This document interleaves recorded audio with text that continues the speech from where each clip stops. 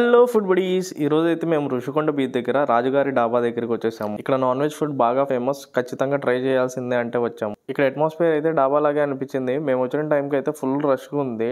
మాకు ప్లేస్ దొరకడానికి చాలా టైం పట్టింది. ఈ డాబాలో ఒక ఫౌంటైన్ చూసాను, అదైతే నాకు బాగా నచ్చింది. ఇక మెనూ విషయానికి వస్తే మెనూ ఇక్కడ చూపిస్తున్నాను చూడండి. మెనూ బోర్డు చూడంగానే కాస్ట్ అంతా నార్మల్ గానే అనిపించింది. ఇందాక చూసింది డాబా ఫ్రంట్ సైడ్, ఇది డాబా బ్యాక్ సైడ్. మనకి ఇక్కడ కూడా డైనింగ్ ఉంది, కానీ ఇక్కడ కూడా బాగా రష్ గా ఉండడం వల్ల ఒక 20 మినిట్స్ వెయిట్ చేయాల్సి వచ్చింది. ఆ తర్వాత మాకైతే ప్లేసెస్ దొరికినాయి. ఇక వెంటనే లేట్ చేయకుండా ఫుడ్ ఆర్డర్ ఇచ్చేసాము. మటన్ కర్రీ, 2 ప్రాన్స్ కర్రీ చెప్పుకున్నాం. ఇనీషియల్ గా ఇది చెప్పుకున్నా సరే మాకైతే క్వాంటిటీ అసలు సరిపోలేదు. మళ్ళీ రిపీట్ ఆర్డర్ చేసుకున్నాము. చికెన్ బిర్యానీ అయితే ఓకే అనిపించింది.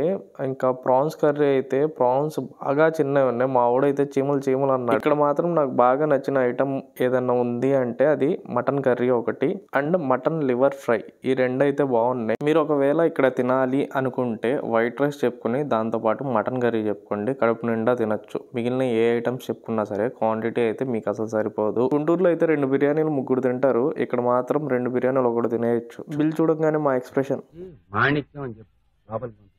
నెక్స్ట్ వీడియోలో కైలాసగిరి ఎక్స్పీరియన్స్ షేర్ చేసుకుంటాను, మిస్ కాకుండా చూడండి.